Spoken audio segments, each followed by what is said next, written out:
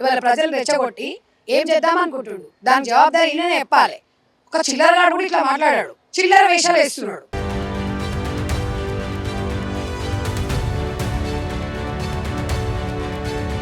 మనం ఇవి చేద్దాం అవి చేద్దామంటే నేనేమంటున్నా, బాల్కసుమన్ భార్యని, ఆయన పిల్లల్ని, కేటీఆర్ ఫ్యామిలీని, కేసీఆర్ ఫ్యామిలీని, హరీష్ రావు గారి ఫ్యామిలీని, బీఆర్ఎస్ ఫ్యామిలీ మొత్తం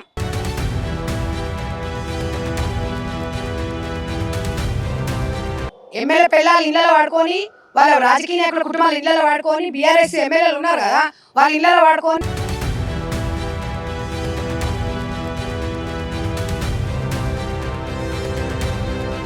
బాల్కసుమన్ చేసిన వివాదాస్పద వ్యాఖ్యలపై మనతో మాట్లాడడానికి సీనియర్ కాంగ్రెస్ నేత సంజయ్ రెడ్డి గారు ఉన్నారు. మేడం చెప్పండి, బాల్కసుమన్ నిన్న వివాదాస్పద వ్యాఖ్యలు కూడా చేశారు.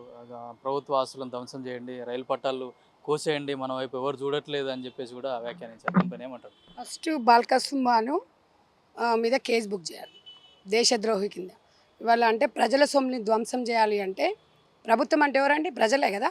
ప్రజల సొమ్మును దుర్వినియోగం చేయాలంటున్నాడంటే ఇతను ఎవరు ఇతను? ప్రజల సొమ్మును తగలబెట్టాలంటున్నాడంటే ప్రజల సొమ్మును తగలబెట్టాలని నువ్వు అంటున్నావు కదా, నువ్వు జైల్లో ఉండాలి. ఒక రైలు పట్టాలు కొయ్యాలి, రైలు పట్టాలు తగలబెట్టాలి, రైతులకు ఇబ్బంది ఉంటే రైతులు వస్తారు కదా. రైతులు ఎవరు రావట్లేదు, మనం బీఆర్ఎస్ కార్యకర్తలకు ఏమో వస్తున్నాము, ఎవరు రావట్లేదు అంటారు. అంటే రైతులకు ఇబ్బంది ఏం లేదని తెలిసింది కదా అక్కడ. రైతులు ఇలా ధాన్యం అమ్ముకుంటే 2 రోజులలో అకౌంట్లో డబ్బులు పడుతున్నాయి, రాష్ట్ర ముఖ్యమంత్రి గారు నేరుగా వాళ్ళ అకౌంట్లకి ఇస్తున్నారు. అంటే ఇవాళ రైతులు సంతోషంగా ఉన్నారు, రుణమాఫీ చేసినాము, ఇలా రైతు భరోసా కింద వాళ్ళకి సాయం చేస్తున్నాము. తెలంగాణ రాష్ట్ర ప్రజలందరికీ తెలుసు కదా. అంటే మీ అధికారం పోయింది అని చెప్పేసి ఈరోజు ఎవరు రావట్లేదు అని చెప్పి మళ్ళీ తెలంగాణ ఉద్యమంలాగా ఉధృతంగా చేస్తే దేశాన్ని రాష్ట్రాన్ని అల్లకల్లోలం చేయాలనే ఆలోచనతోనే ఉన్నారు వీళ్ళు. అంటే ప్రజలను రెచ్చగొట్టే విధానం అంటే ఇది రాజ్యాంగ విరుద్ధమే కదా. ఇవాళ ఆయన ఒక విద్యావంతుడు, ఒక విద్యార్థి దశ నుంచి వచ్చిండు. బాల్కసుమన్ మాట్లాడింది ప్రజలు ఇప్పుడు ఈయనని ఎలివేయాలి, నిజంగా కూడా బహిష్కరించాలి, రాజకీయం నుంచి అనర్హుడిగా ప్రకటించాలి. ఎందుకనంటే ఒక బాధ్యత గల ఒక రాజకీయ నాయకుడు, ఒక మాజీ ఎంపీగా, ఒక మాజీ ఎమ్మెల్యేగా ప్రజలకు ఏమి పిలుపునిస్తున్నావయ్యా? ఇది నీదేమైనా కరెక్టేనా? అత్యంత సన్నిహితుడు కేటీఆర్కినా? అంటే ఇలా కేటీఆర్ గారే చేపిస్తున్నారు. గతంలో కూడా తెలంగాణ ఉద్యమంలో ఇలా విద్యార్థులను కూడా ఇట్లనే రెచ్చగొట్టేసి వాళ్ళ సావు కారణమైంది బీఆర్ఎస్ పార్టీ. ఇప్పుడు ఇవాళ కూడా ఏంది అంటే వీళ్ళకు అధికారం రావాలని చెప్పేసి రాష్ట్రం మళ్ళీ ఒకటి అతలాకృతం చేయాలంటే చూస్తూ ఊరుకుంటారా? ఇక్కడ తెలంగాణ ప్రజలు ఎవరు ఏంది అనేది తెలంగాణ ప్రజలు గమనిస్తున్నారు. ప్రజలను రెచ్చగొట్టేది కూడా రాజకీయ విరుద్ధమే. అది రాజ్యాంగబద్ధంగా ఎన్నుకోబడ్డ వ్యక్తిని, ఒక మాజీ 2 సార్లు తెలంగాణ రాష్ట్రంలో ప్రజలు నీకు అవకాశం ఇస్తే ఇవాళ నీకు ఏం చేయాలో అర్థం కాకుండా పిచ్చిబాగుడు వాగుతున్నావు. ఇది కరెక్టేనా? అంటే సమాజంలో ఒక బాధ్యత గల వ్యక్తి ఏం చేయాలి? నువ్వు ప్రతిపక్షంలో ఉండి ప్రజలకు ఏం కావాలో మాట్లాడు. సీఎం గారిని ఇష్టం వచ్చినట్టుగా విమర్శిస్తున్నాడు వ్యక్తిగతంగా. ఒక రాష్ట్ర సీఎంని పట్టుకొని వ్యక్తిగతంగా విమర్శించవచ్చా? అంటే నువ్వు ఆ విమర్శ చేస్తూ మేము చేయలేమా? అదొక్కటి బాల్కసుమన్ గుర్తుపెట్టుకోవాలి. అంటే బాల్కసుమన్ మళ్ళీ పబ్లిక్లోకి రావాలి, మర్చిపోతున్నారేమో బాల్కసుమన్ని అని చెప్పేసి. అంటే నేను కులాన్ని అడ్డం పెట్టుకుని నేను ఏదైనా మాట్లాడితే చెల్తుందంటే కులాంతో ఇవాళ మన రాజకీయాలు చేయలేము. ఒకటే గుర్తుపెట్టుకో, చట్టానికి ఎవరు చుట్టం కాదు. నేను ఈ కులస్తుని నేను ఎన్ని మాటలు అన్నా కూడా ఏం కాదు, నన్ను ఏం కాదంటే చట్టం ముందు ఇవన్నీ జల్లవు. చదువుకున్నోడు 3 నెలలు జైలుకు పోయినా పర్లేదు, ఏమైతుంది ఖాళీ జైలుకు వేస్తాం కదా అని చెప్పే మాటలు. అంటే పట్టాలు తగలబెట్టి జైలుకి పోతా అంటే ఎవరి కోసం తగలబెడుతున్నావు? నీకు ఏం బాధ? నీకేం ప్రజలు వచ్చి చెప్పుకున్నారా నీకు బాధ? అంటే నువ్వేమన్నా ప్రజలు రావట్లేదనే కదా. ఇప్పుడు ప్రజలు రావట్లేదంటే ప్రజలకు ప్రాబ్లం లేదనే కదా. ఇప్పుడు ప్రజలకు బాధ ఉంటేనే కదా వస్తారు, అవునా కదా తమ్మి? మరి ప్రజలకు బాధ లేనప్పుడు ప్రజలు రాకపోతే ప్రజల మీద నువ్వు అంటే కక్షపూరితంగా తగలబెడతా అని చెప్తావా? ఇప్పుడు రైతులకు ఇబ్బంది కలిగితే వస్తారు, ఇబ్బంది కలిగినప్పుడు ఎందుకు వస్తారు చెప్పండి? అంటే మీకు ఇబ్బంది అవుతుంది, ఎందుకంటే మీకు అధికారం లేదు కాబట్టి నిద్ర పడతలేదు. ఏం చేయాలి? ఏదో ఒకటి అల్లల్ని సృష్టించాలి. సేమ్ తెలంగాణ పేరు అప్పుడు పేరు చెప్పుకొని ఎట్లా బతికిరో ఎన్ని రోజులు వాళ్ళకు నిద్ర పట్టట్లేదు. కాబట్టి ఇది ఎంతవరకు కరెక్టు? 100% డీజీపీ ఆఫీస్లో ఈరోజు మా బల్మూరు వెంకట్ గారు కేసు కూడా నమోదు చేపిస్తున్నారు. ఇది కరెక్ట్ కాదు. రాజకీయాలు విమర్శలు ప్రతి విమర్శలు ఉండాలి, కానీ ప్రజలు రెచ్చగొట్టే విధంగా రాజకీయాలు దేనికి సంకేతం అండి? ఇది ఎవరిని ఉద్దేశించండి? అంటే ఒక పార్టీ స్పందించాలి. ఇప్పుడు బీఆర్ఎస్ పార్టీ ఎట్లా అయినా ఇట్లా స్పందిస్తాడండి? మిలిటెంట్ ఉద్యమం చేయాలని చెప్పేసి కూడా బహిరంగంగా మీరు బహిరంగ చెప్తున్నావు. మిలిటెంట్ ఉద్యోగం ఏం ఉద్యమం చేస్తావు? గతంలో ఉద్యమం చేసి వచ్చినావు కదా నువ్వు, నీకు తెలంగాణ ప్రజలు 2 సార్లు అవకాశం ఇచ్చిర్రు. ఇవాళ తెలంగాణ ప్రజలు తెలంగాణ కాంగ్రెస్ పార్టీ ఇచ్చినా కూడా ప్రజలు 10 సంవత్సరాల బీఆర్ఎస్ పార్టీకి అధికారం ఇస్తే మీరేం చేసి టీఆర్ఎస్ తీసి బీఆర్ఎస్ పెట్టుకున్నారు. టీఆర్ఎస్ మీరు ఏ రోజైతే బీఆర్ఎస్ పార్టీ పెట్టుకున్న రోజే తెలంగాణతోని పేగుబంధం తెంచుకున్నారు. మీరు ఎట్లా మాట్లాడతారండి? ఇంకా ఇప్పుడు తెలంగాణ ప్రజలు అన్నప్పుడు టీఆర్ఎస్ ఉండాలి, తెలంగాణ రాష్ట్ర సమితి అని ఉండాలి. మీరు ఇలా భారత రాష్ట్ర సమితి అని మీరు ఎట్లా అర్హులు అవుతారండి? మీరు ఒకసారి తెలంగాణ ప్రజలు గమనించండి.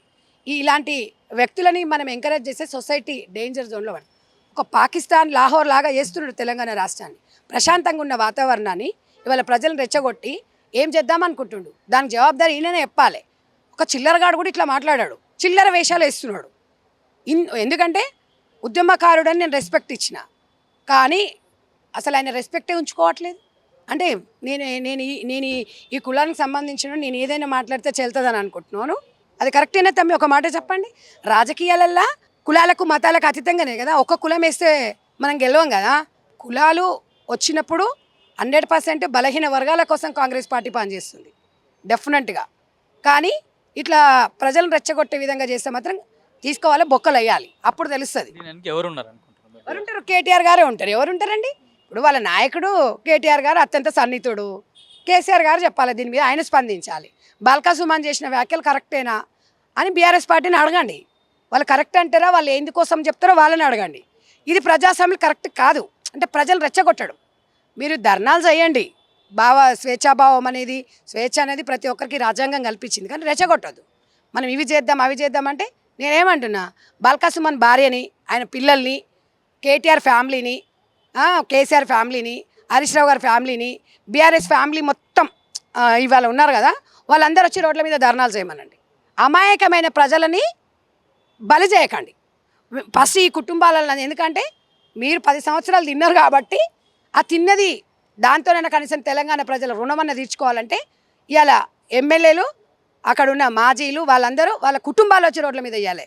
ప్రజలకు, రైతు కుటుంబాలకు ఆదుకోవాలి. మరి మీరు పోయి కళ్ళాలలో పోవాలి. మరి ప్రెస్ మీట్లు పెట్టుకొని ఏసీలలో వేసుకొని కూర్చోవడం కాదు. ఇడా ఎందుకు పిల్లలు రెచ్చగొడుతున్నారు?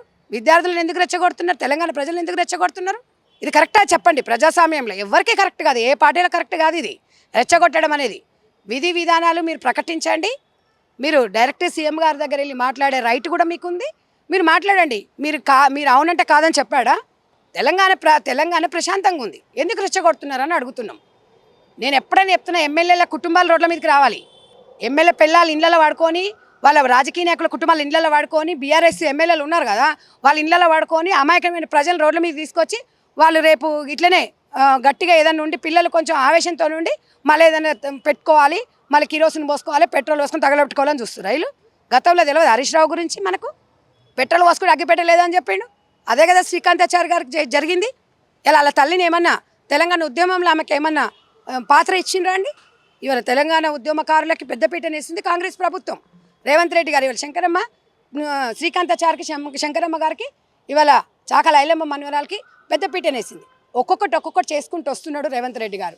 ఇవాళ రేవంత్ రెడ్డి గారిని రెచ్చగొడుతున్నారు. ఆయన రెచ్చిపోడు, మీరు రెచ్చగొట్టినంత మాత్రం తెలుసు అడ్మినిస్ట్రేషన్ ఎట్లా చేయాలి ఏంది అనేది. ఎందుకంటే ఆయన కింది స్థాయికి వెళ్ళి వచ్చిండు కాబట్టి రాష్ట్రం ఎట్లా ఉండాలి అని అహర్నిశలు పనిచేసిన వ్యక్తి, ఏకైక వ్యక్తి సీఎం రాష్ట్ర ముఖ్యమంత్రి రేవంత్ రెడ్డి గారు. రేవంత్ రెడ్డి గారు ఇంత బాగా పనిచేస్తున్నప్పుడు ఆయన ఇష్టం వచ్చినట్టు మాట్లాడుతున్నావు అంటే, నేను ఏది మాట్లాడినా వేదం, నాకేం జరగదు, నేను జైలుకు పోతా అంటే నీకున్న పనే ఉంది. నీకున్న పని ఏం లేదు కదా. నిజంగా నిజమైన నాయకుడు, నికాసైన నిజంగా తెలంగాణ ఉద్యమకారుడు అయితే ప్రజల పక్షాన్ని నిలవాలి. నీ చర్మం వలిసి వాళ్ళకి చెప్పులు కుట్టి రైతు గోసా బీజేపీ భరోసా అని యాత్ర చేస్తున్నారు. బీజేపీల గురించి మాట్లాడము. ఇప్పుడు ధాన్యం మొత్తం కొన్నాను చెప్తారు. ఒకటి వింటున్నారా? మేము ఇలా ధాన్యం కొన్నాం కాబట్టి 2 రోజులలో అకౌంట్లో డబ్బులు పడుతున్నాయి.